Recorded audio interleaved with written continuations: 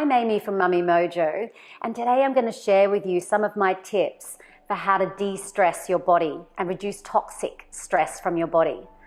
Why is it important to do this?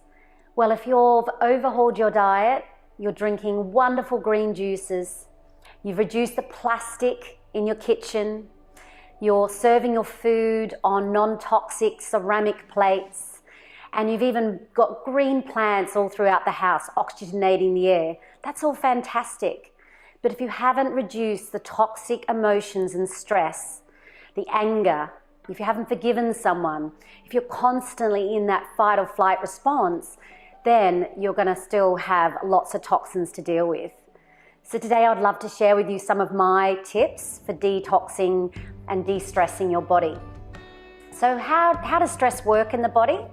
Well, what happens is you're faced with a situation that's uncomfortable, and then you release certain hormones into the body.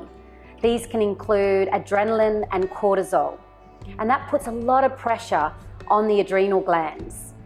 And that pressure on the adrenal glands then releases blood sugar into the body. And over time, this can cause some serious health issues. But in an acute situation, it's actually a really good response to have. Back in the day, you might be running away from an animal, and of course you need to have that switched on because it gives you a lot of energy. Even in modern day, if someone's slammed on their brakes, you need to respond quickly, or even if someone is attacking you, you need to have that response and that alert system switched on.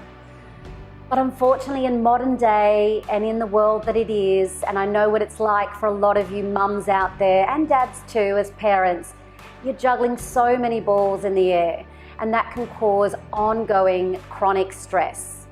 And when your body is in that fight or flight response on a constant basis, it can cause a lot of health issues. And I unfortunately know this personally.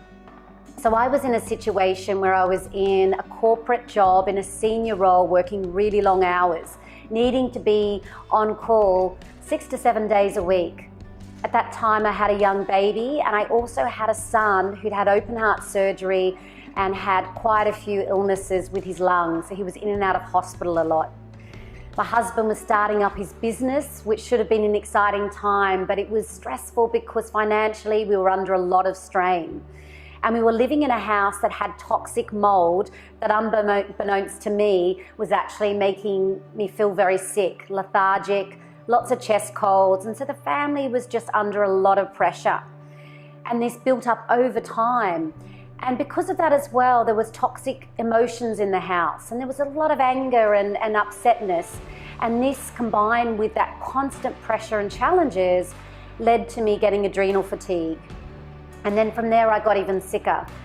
And some of you may have heard of adrenal fatigue. It's a pretty common illness associated with stress, but it's not the only one. And a lot of people out there have these underlying symptoms that they don't realize belongs to the stress that they're experiencing on a daily basis. And this can actually be metabolism issues, so unable to lose weight.